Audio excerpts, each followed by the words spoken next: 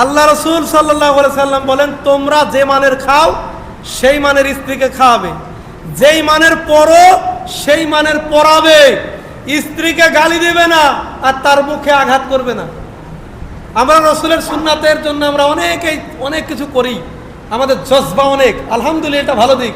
রসুলের সুন্নার জন্য আমরা যুদ্ধ করি, অন্যের সাথে তর্ক বিতর্ক করি। রসুলের সুন্নাত যেমন প্রথম কাতারে আমিন বলে, এটা সুন্নাত। রসুল তার জীবদ্দশায় জীবনে কোনো স্ত্রীকে মারেনি, এটা কিন্তু রসুলের সুন্নাত। আর এমন একটা সুন্নাত যেটা রসুল আজীবন করেছে। এই জন্য আয়েশা রাদিয়াল্লাহু বলেন, রসুল সাল্লাল্লাহু আলাইহি ওয়াসাল্লাম না কোনোদিন তার স্ত্রীকে হাত তুলেছে, না তিনি তার কোনো গোলামদেরকে মেরেছে, না তো সন্তানদেরকে। এখান থেকে কি বোঝা যায়? এটা অত্যন্ত কঠিন কাজ। আর আমরা বলবো আমার স্ত্রী আর আল্লাহ রসুলের স্ত্রী, কোথায় আপনি তুলনা করছেন? রসুলের স্ত্রী ছিল সব বাধ্য, আর আমাদের বাড়িতে এসেছে সব অবাধ্য।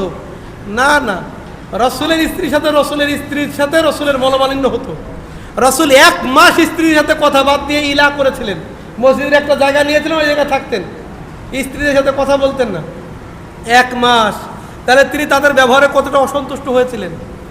একবার স্ত্রী তারপরে প্রেশার ক্রিয়েট করেন যে আমরা হচ্ছে নবীর